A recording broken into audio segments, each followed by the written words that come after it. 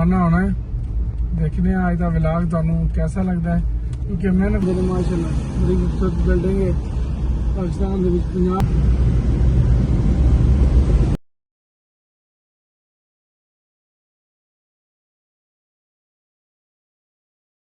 अस्सलाम वालेकुम रहमतुल्लाहि व बरकातहू। अल्लाह तो उम्मीद रखना तुम सारे ठीक होते।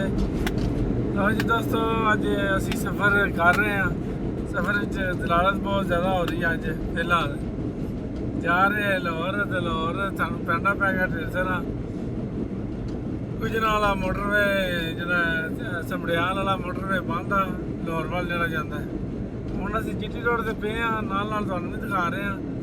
नहर के नाल एंट्री हो रही है साडी। असी शहर वाल नहीं गए, असी बाईपास तो पिंडी बाईपास तो पिछा पिछा ही असी आ गए हाँ चंद के किले को, क्योंकि गुजराले तो बाहर निकल आए हैं रास्ता।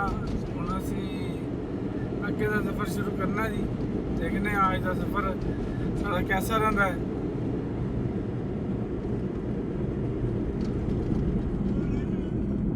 देख सकते हो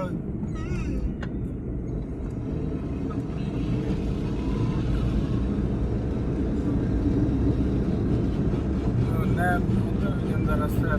चलो कैमरे चंगे लाए जी नहर वाला आई गलती की है शहर फिर बाढ़ आई उन्हें तो चल नहीं पड़ी। चलो कोई गल नहीं बड़े इलाके चलो खैर ये भी उधर ही जाता पे रास्ता कजनेवा हो रहा जी काफ़ी सारा।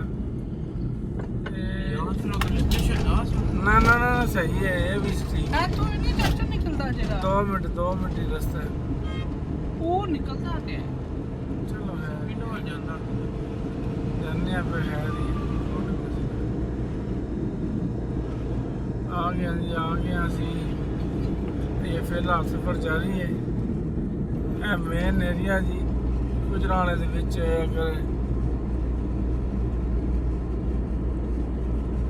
समान शाम तुसी लेना होवे मतलब बाथ दा किचन दा समान लेना होवे ते यह मेन एरिया है। छन्नी वाला चौक इनू कहा जाता जी।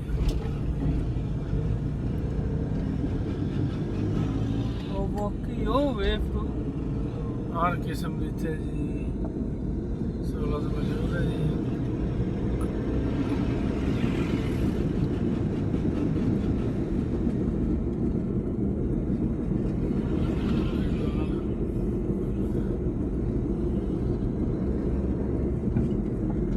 बड़े बड़े ब्रांड ने सारे इतने ने। फैसल वाले दियां टुट्टियां लैनियां होन शावर सारा कुछ इतने माहौल है मुकम्मल गारंटी नाल ते मुनासिब रेट नाल तुहानू हर चीज़ मिलेगी। सामने फैसल वाले का भी बोर्ड लगे। असी हुण लाहौर की तरफ सफ़र शुरू कर लगे हैं जी।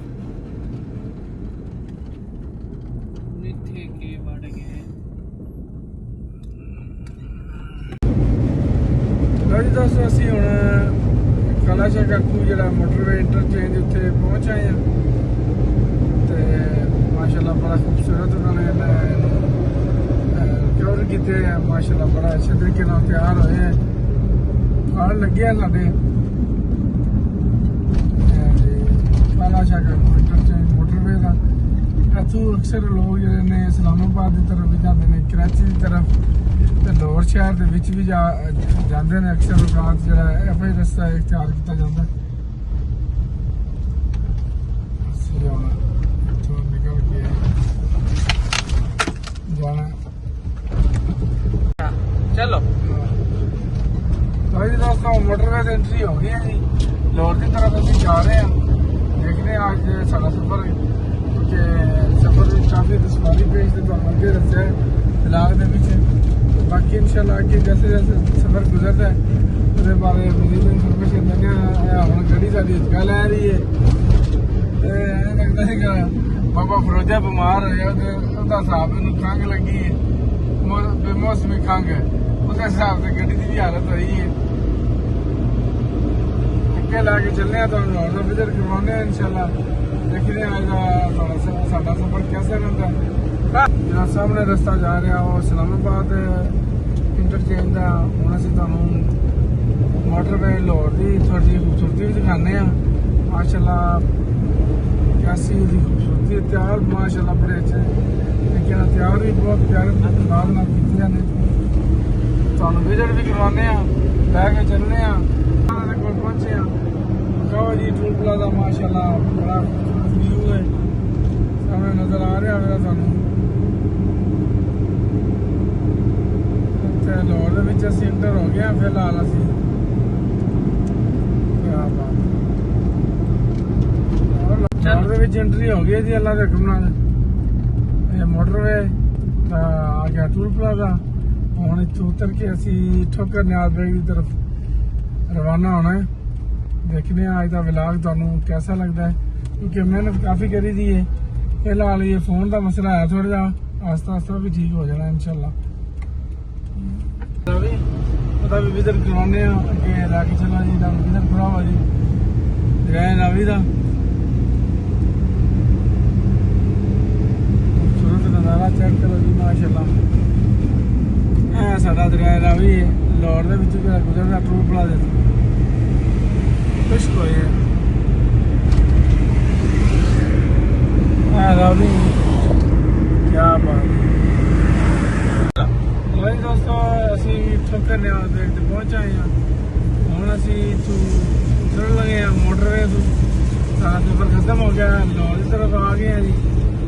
ਤੇ ਥੋੜ੍ਹਾ ਜਿਹਾ ਤੁਹਾਨੂੰ ਖੂਬਸੂਰਤ ਵਿਊ ਦਿਖਾਉਂਦੇ ਹਾਂ ਲਾਹੌਰ ਦਾ। ਉਹ ਚੈੱਕ ਕਰੋ ਜੀ ਮਾਸ਼ਾਅੱਲਾ ਠੋਕਰ ਨਿਆਜ਼ ਬੇਗ ਤੋਂ ਲਾਹੌਰ ਦੀ ਖੂਬਸੂਰਤੀ ਚੈੱਕ ਕਰਵਾਉਂਦੇ ਹਾਂ ਤੁਹਾਨੂੰ।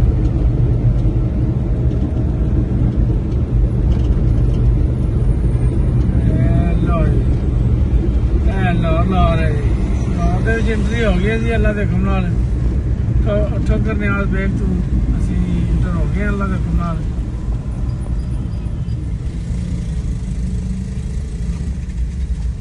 कैमरियां दी सिक्योरिटी भी बड़ी है याद रखो। चेक करो माशाल्लाह लाहौर ਦੇ ਵਿੱਚ ਦੋਸਤੋ ਐਂਟਰੀ ਹੋ ਗਈ ਹੈ ਤੇ ਤੁਹਾਨੂੰ ਲਾਹੌਰ ਦੇ ਖੂਬਸੂਰਤ ਵਿਊ ਦਾ ਦਿਖਾਈ ਹੈ ਜਲਦੀ ਹੋ ਜਾਂਦੀ ਹੈ।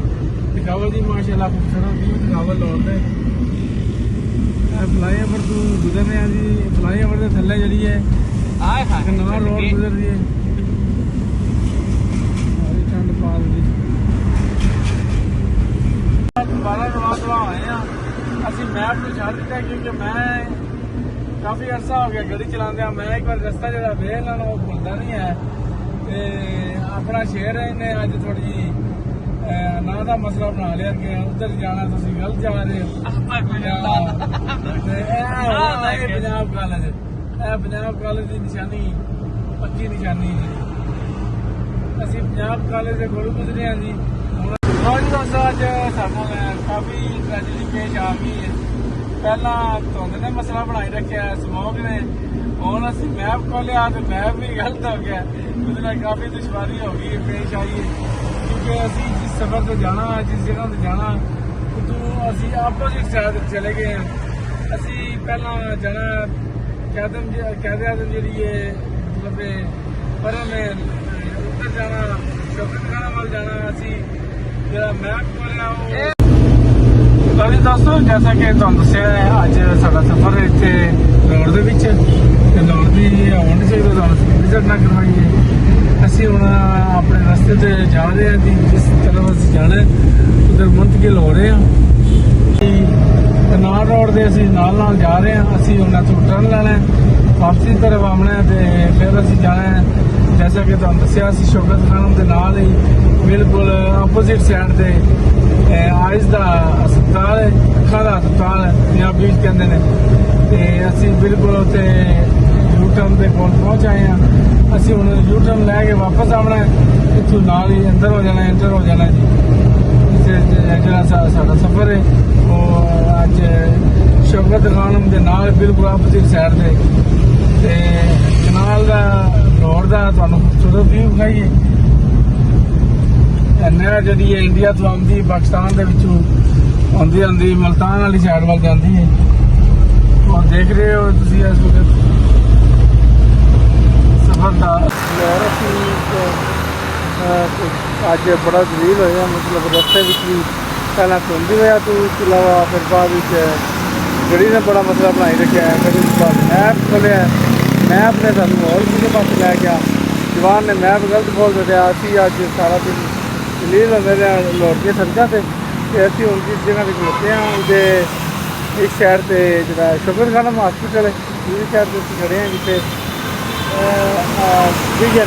Vision laser and eye clinic ਜਿੱਥੇ ਕਿ ਅਸੀਂ ਖੜ੍ਹੇ ਹਾਂ, ਉਹ ਵੀ ਤੁਹਾਨੂੰ ਵਿਜ਼ਿਟ ਕਰਵਾਉਂਦੇ ਹਾਂ।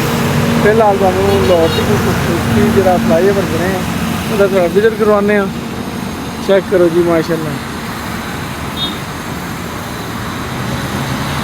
ਬੜਾ ਖੂਬਸੂਰਤ ਵਿਊ ਹੈ ਲਾਹੌਰ ਹੈ।